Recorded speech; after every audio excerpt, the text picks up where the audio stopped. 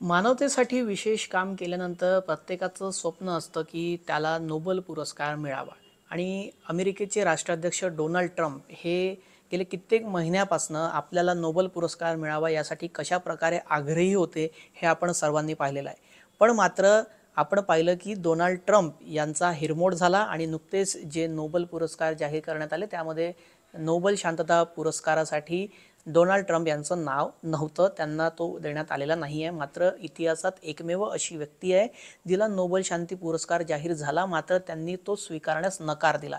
तर कोण आहेत ते आणि का त्यांनी हा ग्लोबल जो त्यांना इतक्या नोबेल पुरस्कार जो त्यांना शांततेसाठी देण्यात आलेला होता तो त्यांनी का नाही घेतला?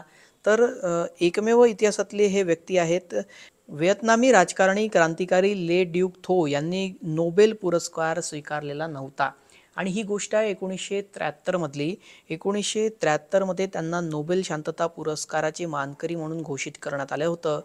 नोबेल पुरस्काराच्या इतिहासात ले ड्यूक थो हे एकमेव असे व्यक्ती आहेत ज्यांनी हा पुरस्कार स्वीकारला नव्हता. त्या पुरस्काराला स्वीकारण्यास त्यांनी नकार दिला. 1973 मधली नॉर्वेजियन नोबेल समितीने व्हिएतनाम युद्ध संपवण्याच्या प्रयत्नासाठी व्हिएतनामी राजकारणी म्हणून ले थ्युक थो यांना हा पुरस्कार जाहीर केला होता.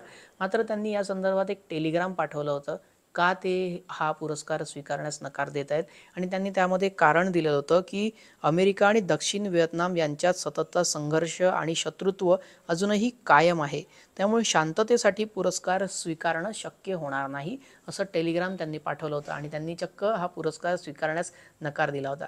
ही माहिती तुम्हाला माहिती होती का? किंवा तुम्हाला ही माहिती कशी वाटली हे कमेंट करून नक्की सांगा आणि अशीच ग्लोबल अपडेट्स पाहण्यासाठी न्यूज 18 लोकमतला सबस्क्राईब करा.